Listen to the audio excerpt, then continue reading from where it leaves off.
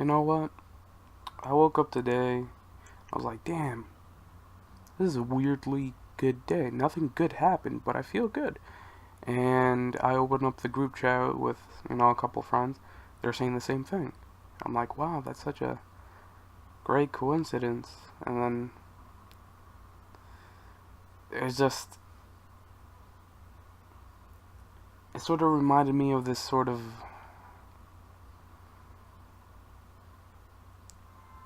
like, it's a natural feeling, but it's overwhelmingly natural. Like, it almost felt like, like objectively true that today was gonna be a good day. Like, and you know what? It's not a bad day, and I don't think today can be a bad day, but it's not as good as I hoped it was. And you know what? Actually, maybe recording this might change that, but who knows? Let's see where this goes. Um, hmm. Really kind of sucks. Anything inspiring or emotional that I say is usually in the moment, and this is just not one of those moments, or at least not yet.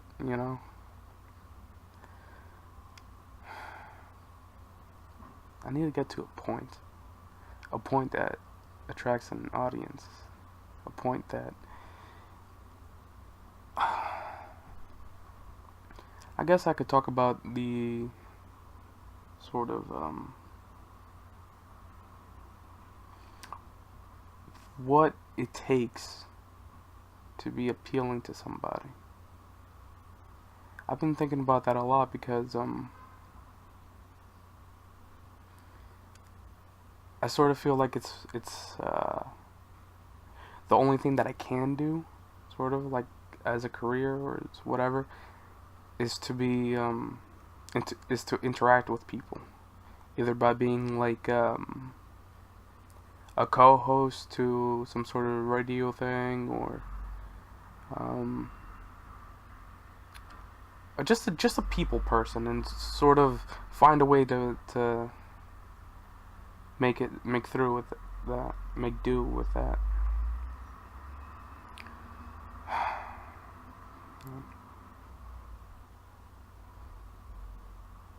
Yeah, these are weird because I need another person. But then again, I am my own person, so. Hmm. Goddamn. How can I say the next thing without being weird? Um.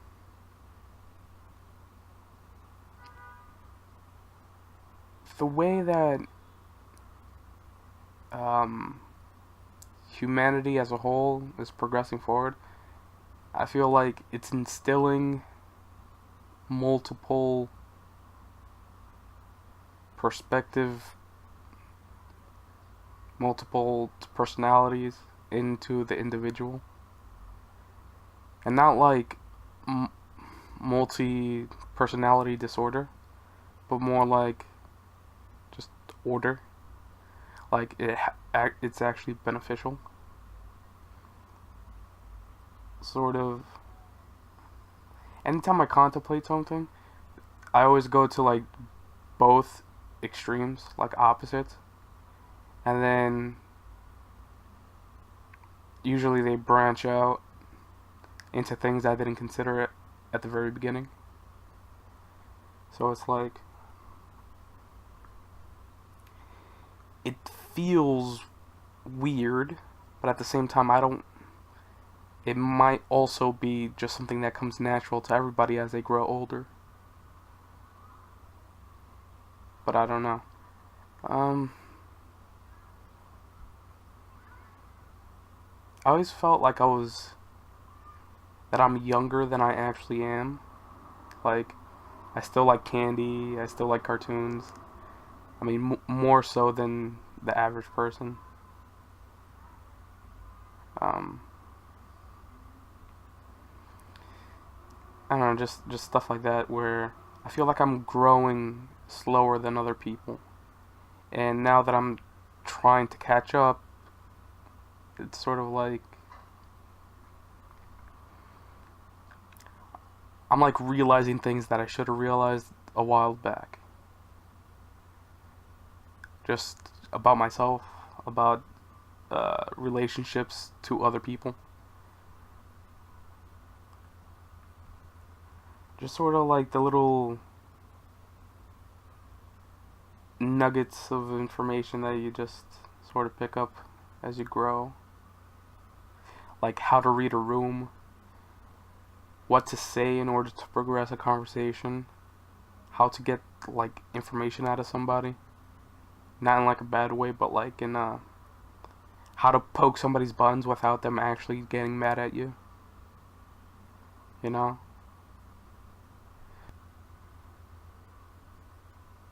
I feel like at one point I might actually sort of try to use all this like thinking to sort of a selfish advantage. Um, I'm not smart in that, like, I don't know how to plan shit out. I don't really, I want to, but like, I don't know how to like, I don't know how things work. No, that's not right either. I'm not smart in the traditional sense, right? But I feel like I'll be smarter in like the interpersonal sort of. I'll be able to interact with people on a level that other people can't really do, you know? Like, let's say if you understand yourself, you're a 1, right? And if you begin to start understanding other people, you become like 1.1, 1.2, 1.3, 1.4, you know? And like the average person is like 1.5. I feel like I want to try to become a 2 and then show other people like just aspects of themselves they don't really knew, like they didn't know they had, you know? It's sort of like, it's not like I want to say seeing into the future, but that sounds retarded. But it's sort of like I'm trying to look for things in people that they themselves would have figured out regardless, you know? I would just speed up that process, but in a way that makes people admire me. God, I really need to come to grips with being okay with being selfish. Like, there's things I want to do, and there's like I want to influence the world. How can I do that if I have to be considerate of every little thing that I do?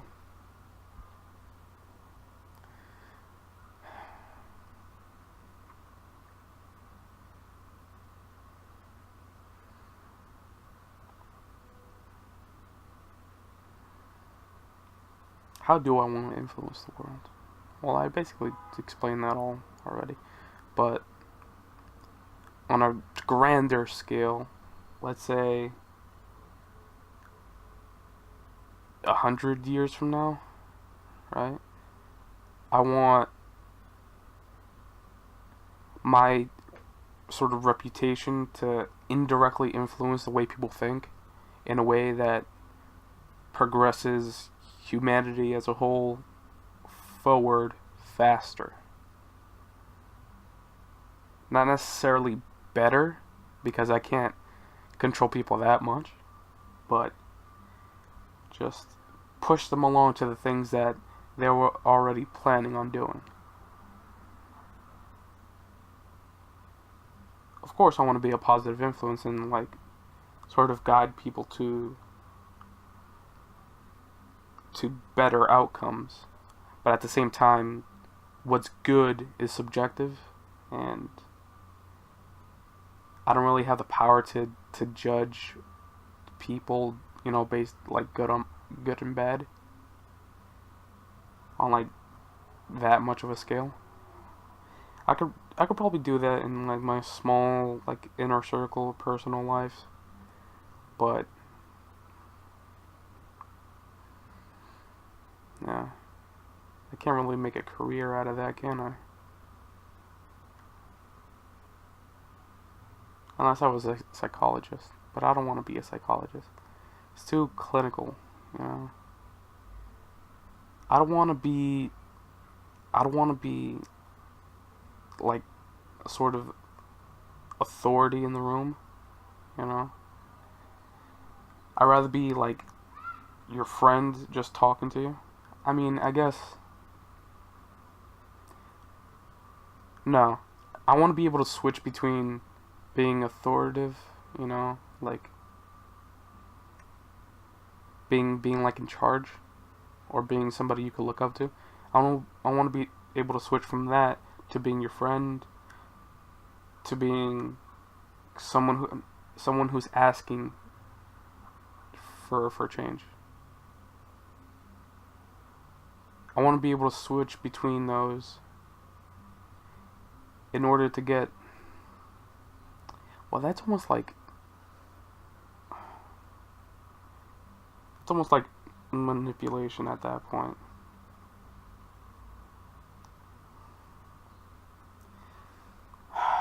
God. How do I work with people without being just evil? I don't want to be evil. But then again, that's like other people's perception, and I can't really control that, and I want to, which is probably like self-defeating, you know. Is it a paradox or a self-fulfilling prophecy? I used to tell that to my friends a lot. Not so much anymore because they sort of understand what that means, but basically, a paradox is something that sort of stops itself, right? A self-fulfilling prophecy is something that becomes true just because it exists, you know? If you apply that idea to your thought processes, like, it's sort of like it turns into like, because you're in a bad mood, because you're thinking in a negative way, the outcome is going to be negative, or it's more likely to be negative. You feel me? You can't get what you want because the way you are now, like, that's not somebody who could get that, you know? Like, if it was possible for you to get the things that you wanted, you wouldn't want to change. Wait, no. If it was possible for you to get the things that you wanted, you would have already got them already. To get them, you have to change. And most people don't want to change. Because that's almost like admitting you're wrong, sort of. Like, admitting you want to change is sort of admitting that the way you've been living isn't the most optimal. Optimal.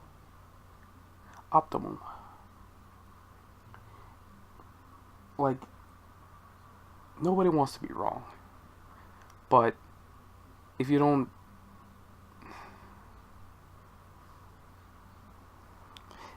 admit that you're wrong, you're kind of wrong for doing so. It turned into this sort of cycle, this paradox.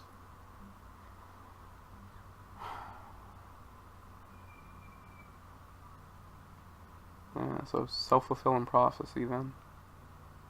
If you think positive, if you're willing to change,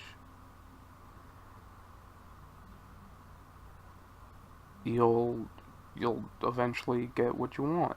But what you want is going to change with you.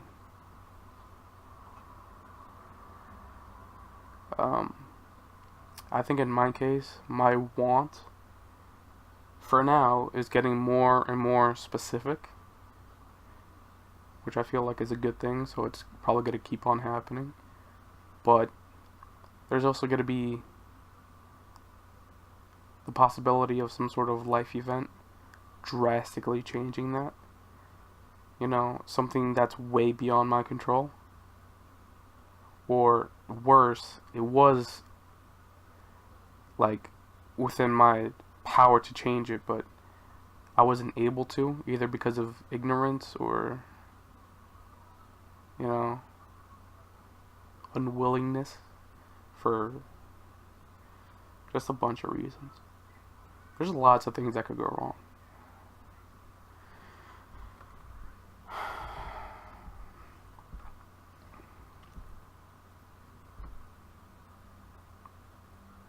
So what does this mean for me? So what does this mean for me? I guess it means sort of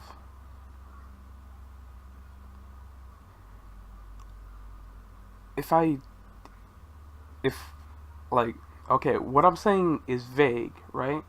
That some misfortune is going to happen to me in the future. That's like inevitable because it's so vague.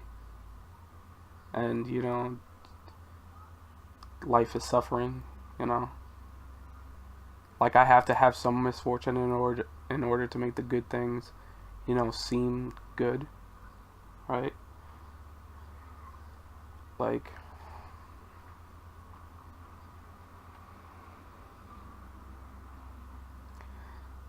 see, now I'm stuck in a paradox where, do I want to change? Do I want to become a better person, even though I know it's going to be crushed at some point? I mean, like, what's the point of building myself up if I'm gonna get knocked down? I guess the point of that is to, when I finally get knocked down, I could use the metaphorical rubble as a better foundation, right? So when I build myself up again, I won't get knocked down as easy. And if I keep doing that, at one point, I won't be able to get knocked down by anything any other person throws at me, right? I guess that's the point where I become a fully fledged, you know, person. I guess.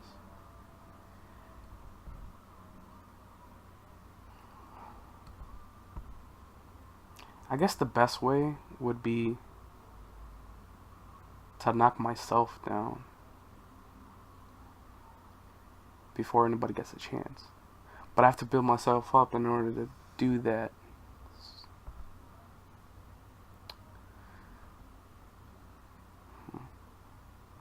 I guess the way I'm doing it now is kind of like I built like a 1 foot high wall and just knock that down and then build on top of that again.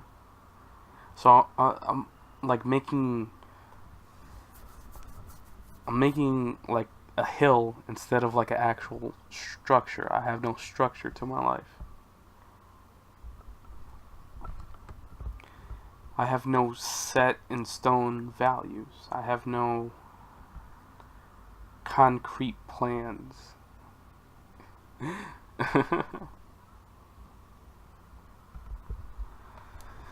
I like those metaphors.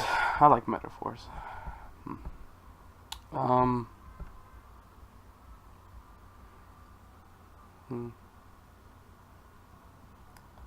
if I do that fast enough, I'll make, a pile into a hill, into a mountain, and nothing can knock down a mountain.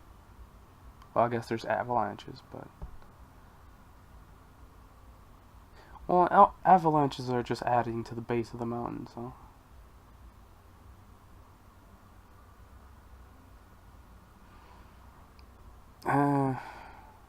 You can't build a mountain. A single person cannot build. Well, no. That was that one guy who cut through a mountain in order for his, village to be able to get to the main city easier. So instead of, walking around the mountain, which would take, days, it only takes a couple hours now because he cut a path through the mountain. And that saves a bunch of lives because, what if somebody needs to go to the hospital? There's no hospital in the village, so they go through that little space and well, not a little space, it's a pretty big space. So yeah, that one guy dedicated, a decade of his life, not just time, but, hard work, day in, day out. He dedicated all that to, I think, was his wife, who got sick and couldn't make it to the hospital in time. That's a really heavy sort of motive. I don't have anything nearly as strong as that, and I'm not sure if I could handle it. Well, then again, the guy who did it was, in his 40s, so probably mid-30s or something like that. But eventually, I'll be that man. I'll be the guy who lost everything and then made something no one in the immediate future will forget,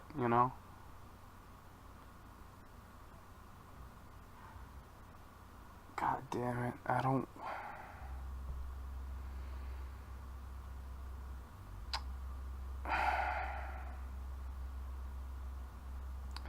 Because, my nihilism is kicking in, just, nothing matters.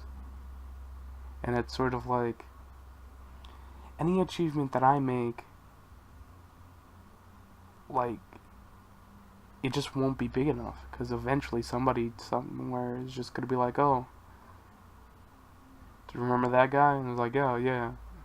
And then that'll be it. That'll be the entirety of my legacy in just, a sentence. And then I'll disappear from the world forever because they're going to forget that conversation. And it's I mean, if I do anything for anybody to talk about me,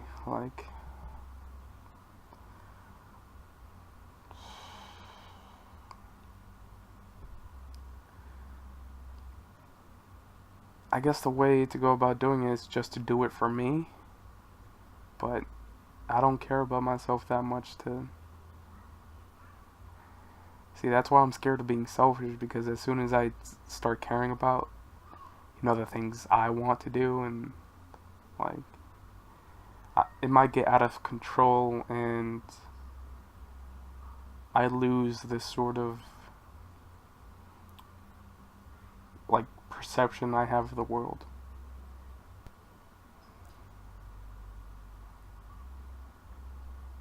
I don't want to be, I don't want to not be able to analyze the world around me like I'm doing right now. I don't want to be able. Wait, why am I saying it like that? Well, I guess this is the emotional, heavy-handed sort of thing that I'm dealing with. It's not my wife is dead, but it's still something. Something kind of sad.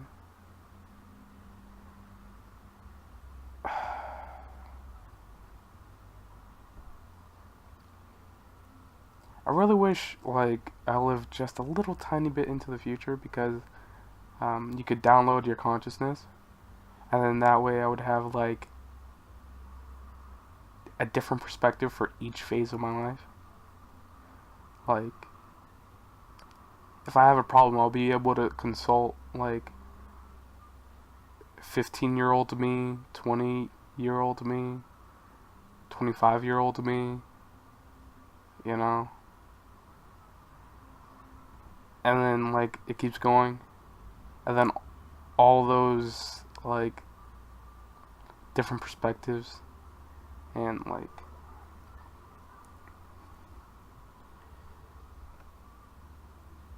well, the oldest one of those would have all the memories of all the other ones. So is there really a point? Well, when you make decisions, you talk to yourself, right? Right? You like, what's the good things that come out of this, and what's the bad? Is it worth it? Your values change over time, and I think it's valuable to keep some sort of alternate perspective. And the one that I have right now, I'm a little too attached to it. I don't want to give it up. But I'm gonna have to, in order to be the person I want to be. Well, maybe not even give it up, but move on to the next stage.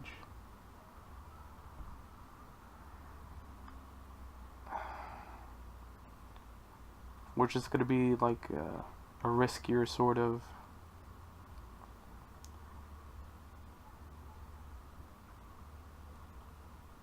toying with the situation at hand sort of thing. Where I do basically whatever I could get away with. And not like anything necessarily bad or immoral, you know? But just, how can I maximize what I want out of this situation? And that's going to turn into selfishness, which is going to be my downfall. And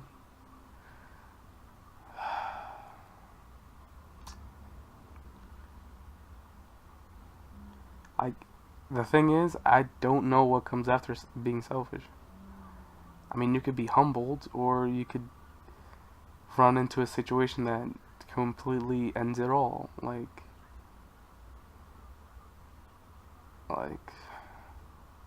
well, then again, the only way you really end it is if you die, and I guess being selfish raises that chance of dying because of, something, but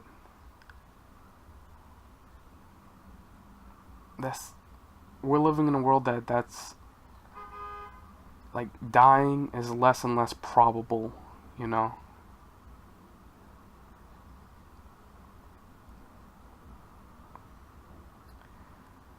So, I guess what I mean by, if I'm selfish, I'll lose everything.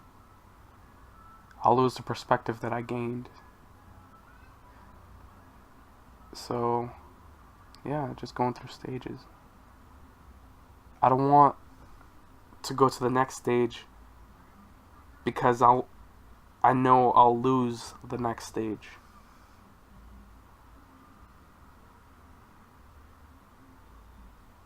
And I know I'll lose this one. What is there to gain? Fuck.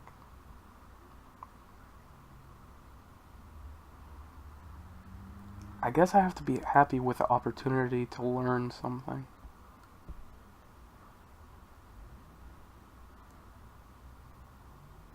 That's the only thing I can really think of, but that seems sort of... It doesn't seem like the full picture. What can I gain? Would something actually Maybe that's my selfishness talking again. I want something more than just learning about the world.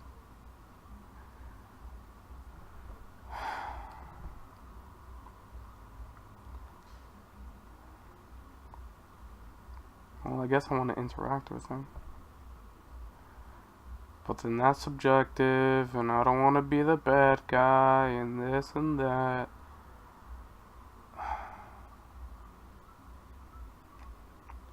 Well, I guess that's where drugs and alcohol come in. Remove some of the filters I have, and then I'll be able to finally be comfortable with being, me.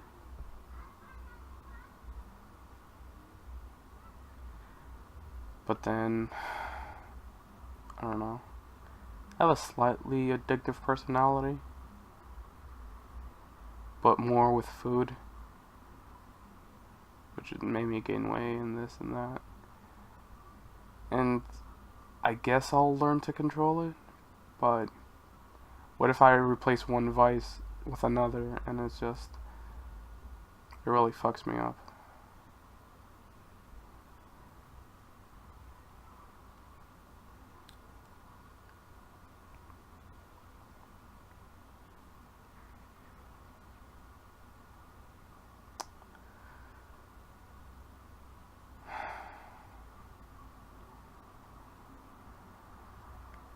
Why would I even do that?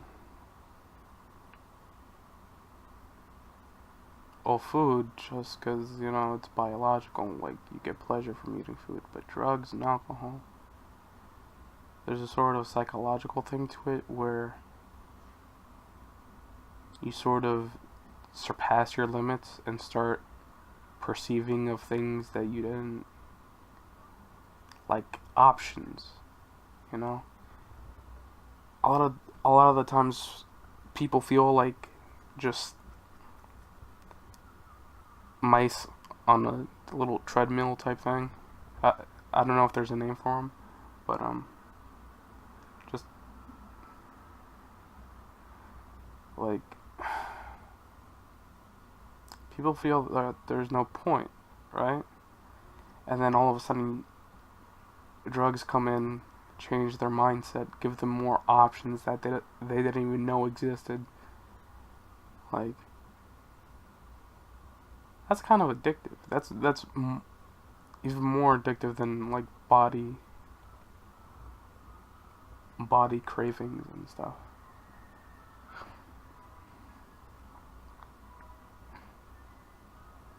Then again, giving into what your body wants isn't nearly as self-destructive.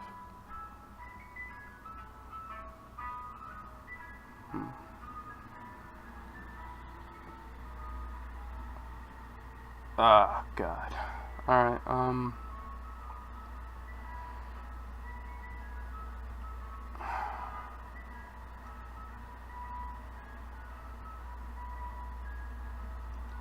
I see so many, like, connections between things. Perspectives that aren't mine, but can be mine, Sounds weird to say it out loud, but it's sort of like...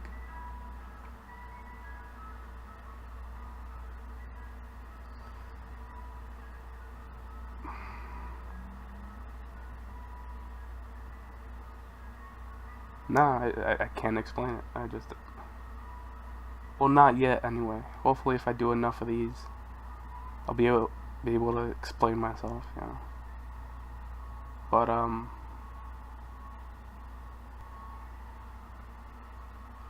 thank you, I guess.